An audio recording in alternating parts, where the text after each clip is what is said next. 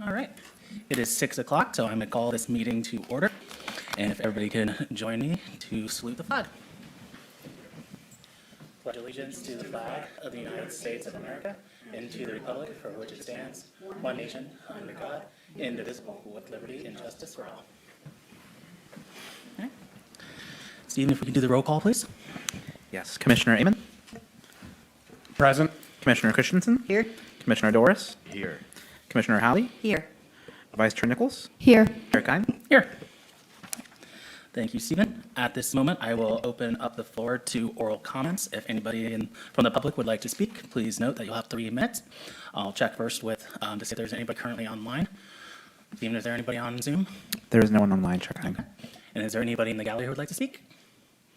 Seeing none, I will close public comment. Moving on to the next item of business, we'll be moving to the consent calendar. The only item on the consent calendar is approving the minutes from November 11th, 2025. If anybody would like to make a motion on those So minutes. moved. Hearing a second. I'll second. All in favor? Aye. Aye. Any opposed? Hearing none, thank you very much. And then our fourth item of business is our current business. It looks like there's only one item. It is the adoption of amendments to the zoning map to implement the Fortuna General Plan Land Use Element Amendments in Mill District Specific Plan. And I believe staff will have a presentation. Yes, let me share the correct screen would be a good place to start. Thank you, Michelle.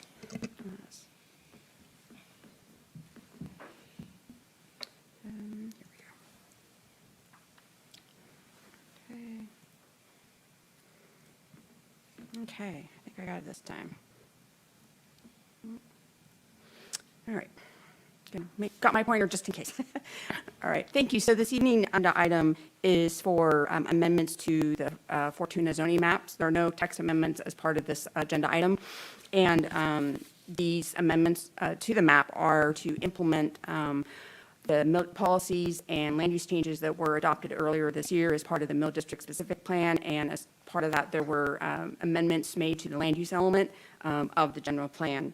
And like before earlier this year in October, the reason for undertaking these amendments is there's a state law requirement that a city's zoning ordinance be consistent with the land use regulations of its general plan. And currently, there's some inconsistencies that these amendments would remedy. So like before, the process is that there's a notice, public hearing notice because there's zoning map changes and changes in parcels from one zone to another. The property owners are noticed, and there's a requirement for a 20-day notice along with posting the notice in this case, the North Coast Journal, because it's a newspaper general circulation, along with on the city's website. So those notices were posted and mailed. They were mailed as November 12th or November 13th, and it was published in that Thursday edition of the North Coast Journal. There's a section in the staff report that gives those dates. So tonight, there's a public hearing, and should your commission recommend the zoning map amendments move forward, then the next stop would be the city council. But again, the affected property owners and the newspapers will be noticing ahead of that. So,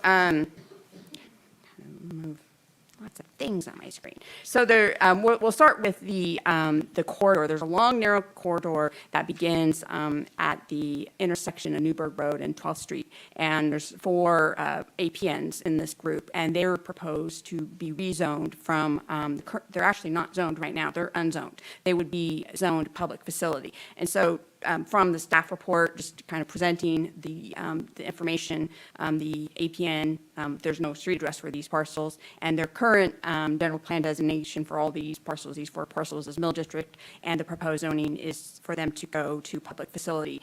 And these parcels comprise a portion of the former railroad right-of-way, and which is now, I don't quite know the term for it, but it's the right-of-way. The area is now being managed by the Great Redwood Trail.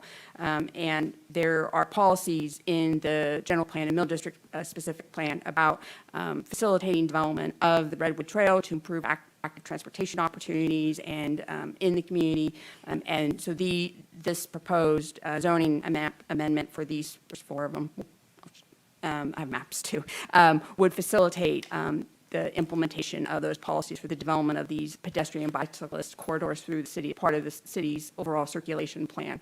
And why the public facilities zones it's a district that provides a procedure for the orderly establishment of public, quasi-public, or private facilities, their operations, or change in use of land owned by governmental agencies. So that's the zone these 4 unzoned parcels would be going to. And the principally permitted uses, just to kind of give some context, are public services, administrative offices, such as police and fire station, parks, public schools, and then also child care facilities and community care facilities when associated with a permitted residential use. So in terms of given the configuration, I set them up in 4 maps. So this shows you the existing zoning, and it's white because there's not actually any zoning, and the blue map on the right shows the proposed zoning to go to PF. So you can see it here. This is part of that corridor, and then continuing in a southerly direction, and these are contiguous at the ends. We see more portions of this corridor that traverse through the Mill District planning area. And then we're almost to the end, but they're all going to public facilities. And here we are at the very southern extent where it intersects with, South Kenmar Road. So these parcels, this group, they would be going to public facilities. That's what's proposed. And that is consistent with what the policies that were adopted earlier this year for the Mill District specific plan and as part of the general plan, and will facilitate those future active transportation development. And then the next general or zoning change is a parcel on that is on, I can't see the address. It's on South Fortuna Boulevard. And sorry, at 1098 South Fortuna Boulevard, and it is under the general plan. It is designated corridor mixed use. Previous to the amendments to the general plan earlier this year, it was actually incorrectly included as part of the Mill District. That was an error that was made, and so that was corrected. So now it's corridor mixed use, which reflects the parcels, how it's cited, and is part of the corridor and has frontage on Fortuna Boulevard. The existing zoning is heavy industrial.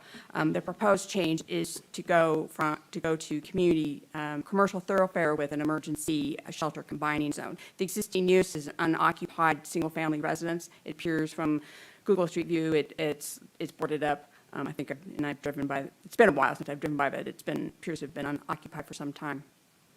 Let's make it go to the next slide. So to kind of just give a comparison, or just to kind of give some context, so on the left, it's showing you the corridor mixed use and the types of uses that are primary compatible uses in that land use designation. They're primarily a visitor serving for local residents and also for tourists in the area, commercial, retail type of establishment, also residential uses, and the commercial thoroughfare zoning district, it would be a zoning district that implements and complements that land use designation. So as you can see from the purpose statement, provide retail, wholesale, highway, and heavy commercial uses along with amusement, transient, residential, so hotels, motels, warehousing, distribution, maintenance, repair, and servicing activities, and so on and so forth.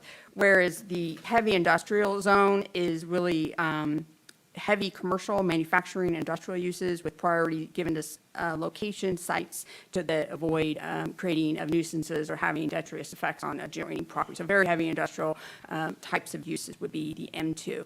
And keeping that M2 zoning, not making a recommendation to change the zoning to CT could create some uncertainty because the use is permitted versus the CMU, primary and compatible uses, they don't really line up very well. So there could be, in giving the public, a property owner, neighbors, what to expect, what kind of development options there are, could be conflicting because they don't really line up very well.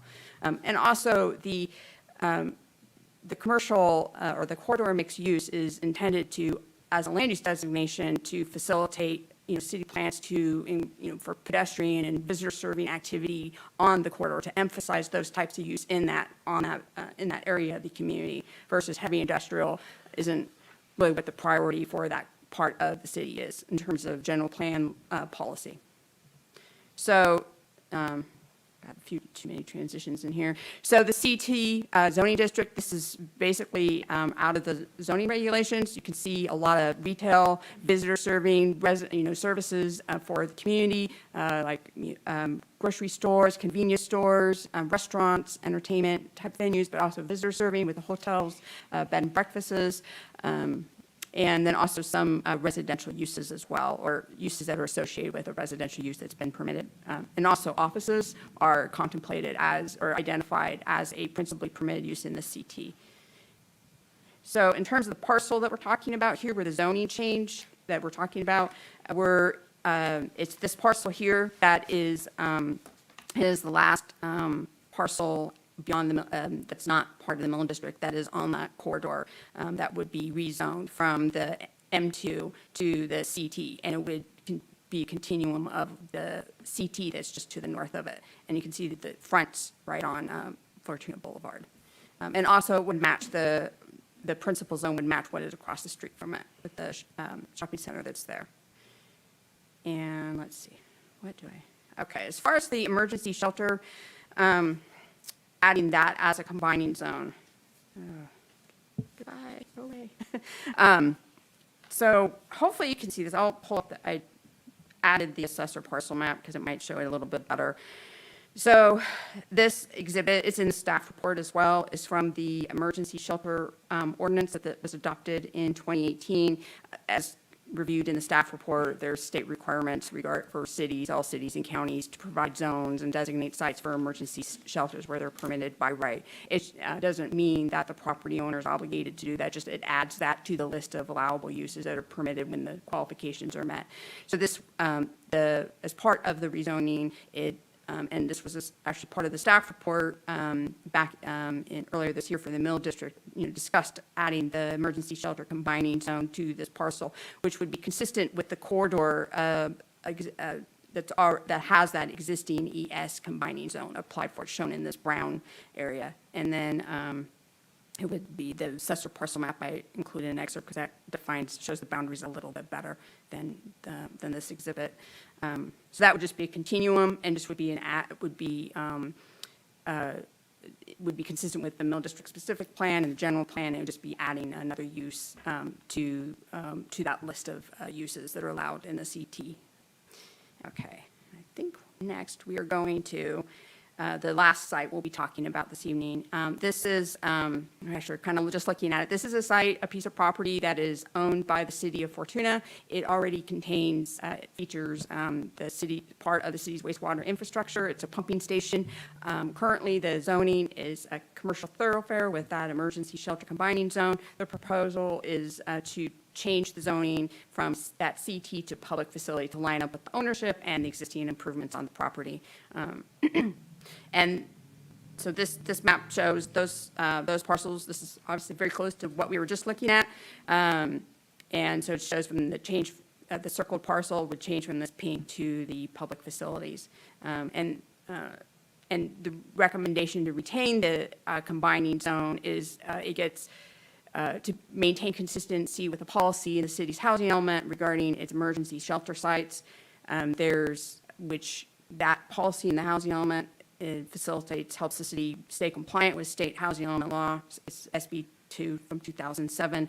But if you make changes to remove the site, not from, let me rephrase that, to remove the ES combining zone from the site would trigger some additional comprehensive analysis of all the other sites in order to make the finding for the housing element compliance. And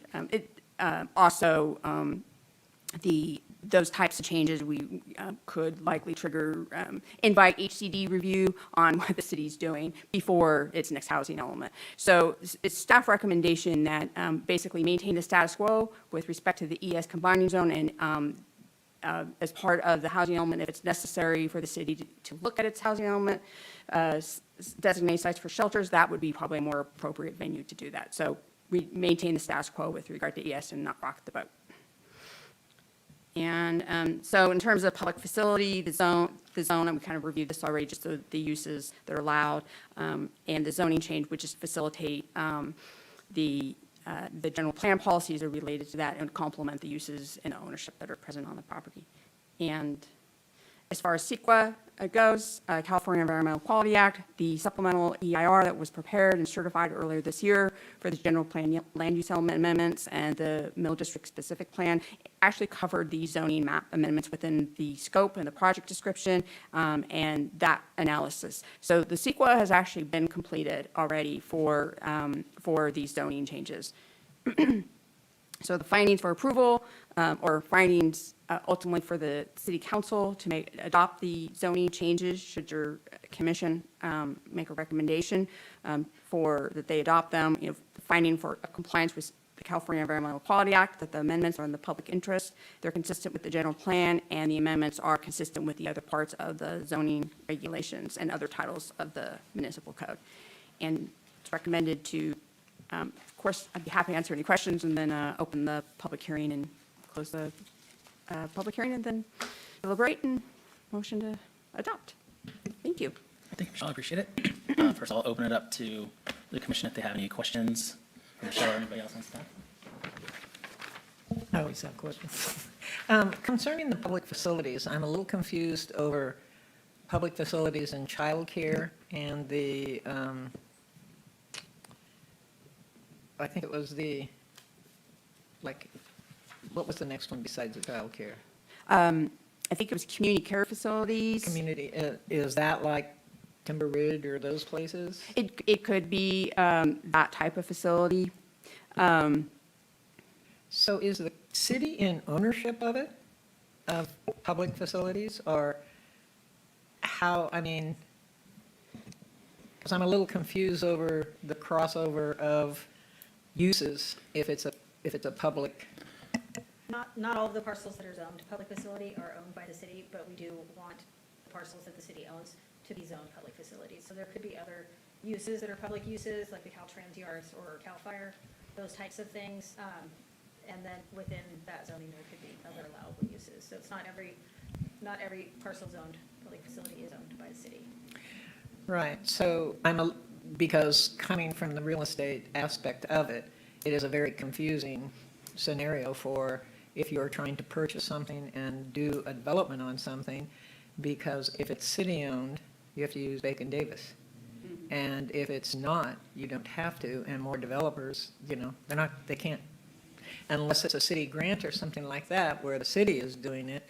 I mean, I just hate to see property taken out of circulation for the public to be able to develop and not have the city in ownership of it. But if some of it's private property, I understand that, but Cal Fire is not,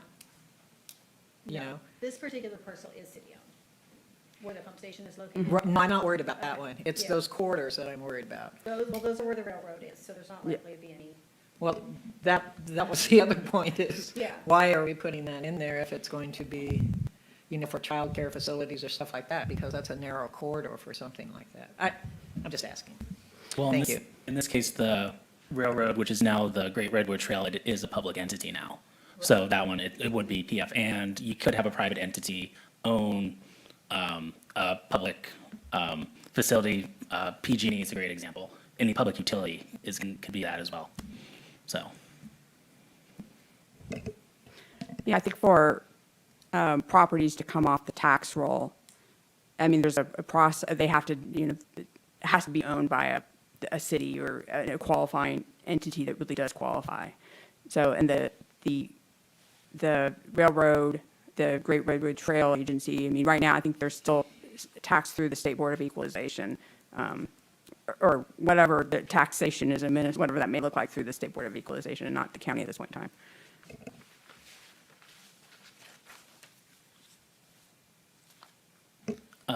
was there any responses from the notifications that went out back on the 12th and the 13th, both in the newspapers and to the property owners? I'm not aware of any. We didn't receive any either. I mean, that doesn't surprise me, but just always asking. Right. Does anybody else on the commission have any questions? Not seeing anybody, I'm going to open it up for public comment. If there's anybody online who'd like to speak, There's no one online, Chair Kine. okay. And if there's anybody in the gallery who would like to speak on this item? I'd like to just ask a question here. because I got a notice, it was sent out on the 12th, for a piece of property on Riverwalk, and they were going to change the zoning from freeway commercial to public facilities. And we were told that was going to be dropped from the agenda, which I believe it has been, but I would like to confirm that that has been dropped. Yeah, through the chair, that, for the record, the city has withdrawn and removed the proposed rezone of that parcel on Riverwalk Drive. It's not, it was noticed, but that is not under consideration, is not part of the recommendation before the planning commission, or nor will it be before the city council. That's what I wanted to hear. Thank you. Thank you. Okay, seeing nobody else in the chamber, I'm going to close public comment, bring it back to the commission. If anybody has any other questions, if not, I'll look for a recommendation.